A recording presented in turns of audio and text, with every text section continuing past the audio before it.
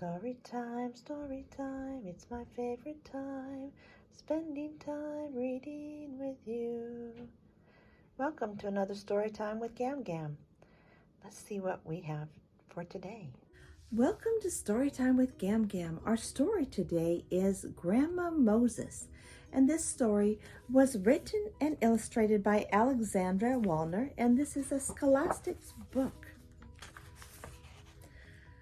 For your help, my thanks go to Stephen Perkins, curator of the Bennington Museum, Bennington, Vermont; Joyce St. Jacques, member of the Historical Committee, Washington County Fairgrounds Museum, Greenwich, New York; for Alexander Briggs Bonhard, wishing you lots of pluck. With love, ACW. If I didn't start painting, I would have raised chickens. Grandma Moses. Anna Mary Robertson was born on September 7, 1860, on a farm in Washington County, New York. She had a happy childhood.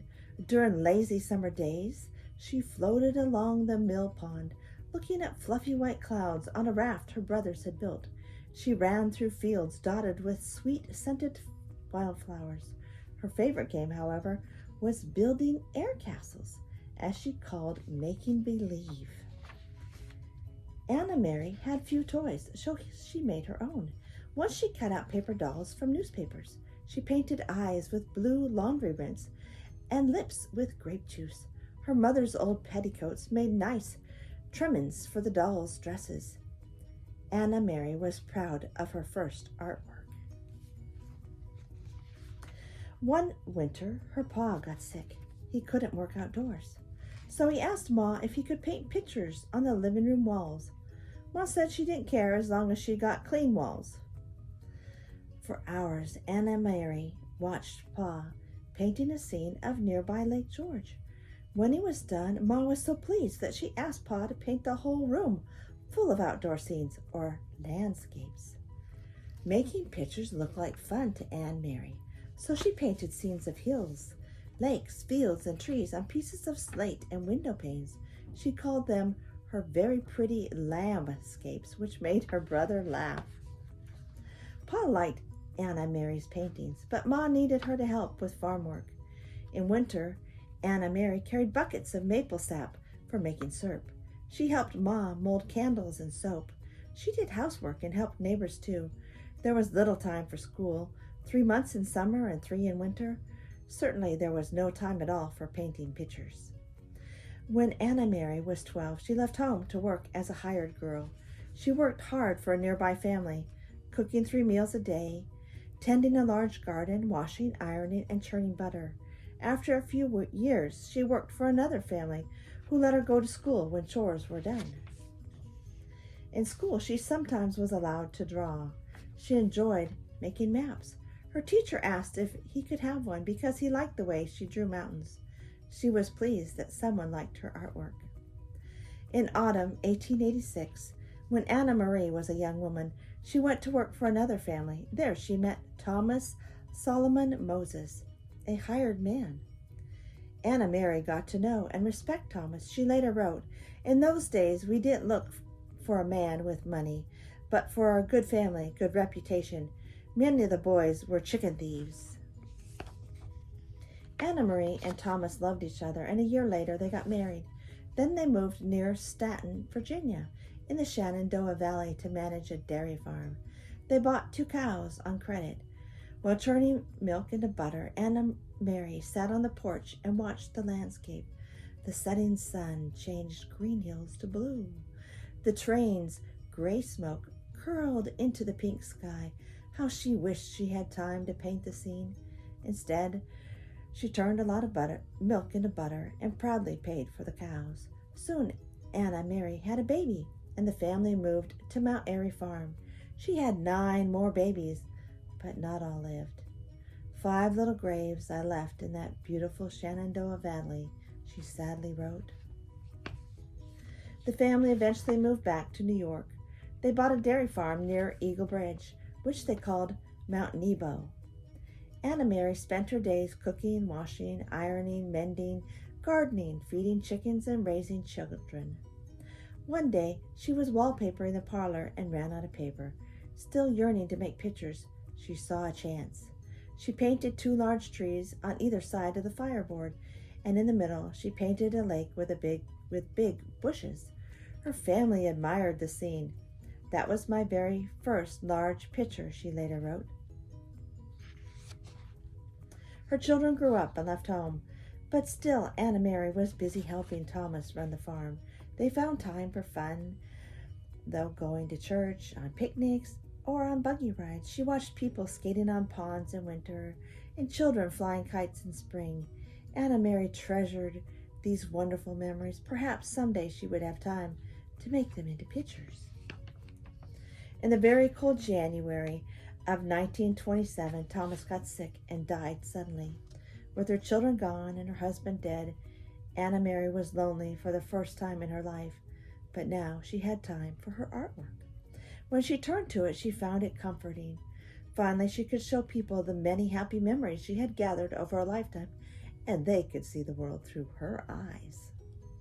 She made many worsted pictures with brightly colored yarns. When her fingers developed rheumatism and she could no longer hold a needle, she turned to painting. Anne Mary often felt Thomas was watching over her shoulder and whispering for her what to paint. She wrote, "I never know how I'm going to paint until I start in. Something tells me what to go right on and do." For the next 10 years, Anna Mary painted many scenes, always something pleasing and cheerful. "I liked bright colors and activity," she wrote. Anna Mary used cheap paint and brushes. She used toothpicks for fine details and glitter on snow scenes to make them sparkle. In 1938, after painting a lot of pictures, she decided to exhibit some of them in the Hoosick Falls drugstore. "I also exhibited a few at the Cambridge Fair with some canned fruits and raspberry jam," she wrote. "I won a prize for my fruit and jams, but no pictures." She was disappointed, but didn't let it stop her. She was having too much fun. One day, an art collector from New York, Louis Caldor, passed through Hoosick Falls and saw Anne Mary's pictures. He liked her scenes of farm life and of days gone by. He said the cozy pictures made him feel happy, and he thought other people would feel the same way. Louis Caldor took the pictures to New York. He said an art gallery there might want to show them. Months went by, but none of the galleries were interested. Although the art dealers liked the pictures, they didn't want to take a chance on an unknown artist who was close to 80 years old. When the Museum of Modern Art had an exhibit of unknown American painters, 3 of her paintings were shown. Then, in 1940, the Galerie Saint-Étienne said it would display her pictures. People liked the honest way Anna Mary painted memories from her heart. They smiled at scenes of long-ago days, quilting bees, playing in the snow, families getting together on holidays. Through her pictures, they felt as if they knew her.